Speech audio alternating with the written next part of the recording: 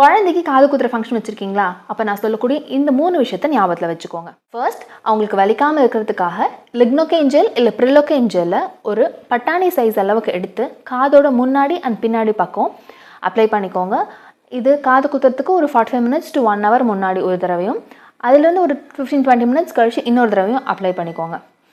அது அப்ளை பண்ணுறதுக்கு முன்னாடி அந்த இடத்துல எந்த ஒரு காயமோ கீறலோ இல்லையாங்கிறத செக் பண்ணிக்கோங்க.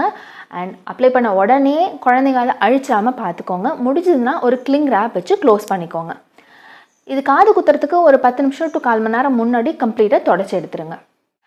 ரெண்டாவது, குழந்தைங்க அந்த ஃபங்க்ஷனில் கம்ஃபர்டபுளாக இருக்கணும். அதுக்காக அவங்களுக்கு போடக்கூடிய அந்த துணி கம்ஃபர்டபுளாக இருக்கான்னு செக் பண்ணிக்கோங்க. ஃபங்க்ஷன் அப்படிங்கிறதுனால ரொம்ப ஃபேன்சியான ட்ரெஸ்ஸஸ்லாம் நீங்கள் வாங்கினீங்கன்னா அது அவங்களுக்கு குத்துறதுக்கு வாய்ப்பு இருக்குது. ஸோ கம்ஃபர்டபுளாகவும் இருக்கா அப்படிங்கிறத செக் பண்ணிவிட்டு வாங்கிக்கோங்க. அவங்களுக்கு முந்தின நாள் தேவையான அளவுக்கு தூக்கம் கிடைச்சிருக்கான்னு பார்த்துக்கோங்க. அந்த அன்றைக்கி தேவையான அளவுக்கு ஃபுட்டும் தண்ணியும் கிடைச்சிருக்கான்னு பார்த்துக்கோங்க. இன்கேஸ் அவங்க பசியில் இருக்காங்க, தூக்கம் பத்தாமல் இருக்காங்க, தண்ணி கம்மியாக குடித்து டீஹைட்ரேட்டாக இருக்காங்க, இல்லை அவங்களுக்கு போட்டிருக்கிற துணி கம்ஃபர்டபுளாகவே இல்லை அப்படிங்கும்போது அவங்க இந்த காரணத்துங்களால கூட இரிட்டபிளாக இருப்பாங்க. ஸோ காது குத்தும்போது கண்டிப்பாக கோஆப்ரேட் பண்ண வாய்ப்பே இல்லை.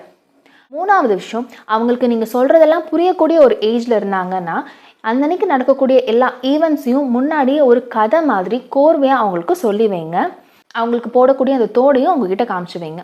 அந்த அன்றைக்கி எங்கே ஃபங்க்ஷன் நடக்கும், யார் யாரெல்லாம் அவங்களை சுற்றி இருக்க போகிறாங்க, யார் அவங்களுக்கு தோடு போட்டு விட போகிறாங்க, அப்படி போடும்போது அவங்க தலையை ஹோல்ட் பண்ணுவாங்க, அதுக்காக பயந்துக்க வேண்டாம், நாங்கள் எல்லாம் சுற்றி இருக்கும்போது உன்னை யாரும் ஹார்ம் பண்ண முடியாது அப்படிங்கிற மாதிரியான ரீஅஷூரன்ஸை அவங்களுக்கு கொடுங்க.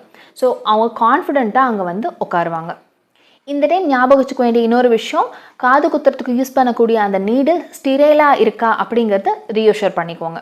நான் சொல்கிற இந்த எல்லா விஷயங்களையும் ஃபாலோ பண்ணிங்கன்னா கண்டிப்பாக காது குத்துற ஃபங்க்ஷன் ஒரு ஹாப்பியான ஒரு மொமெண்ட்டாக தான் அமையும் உங்கள் குழந்தைக்கு.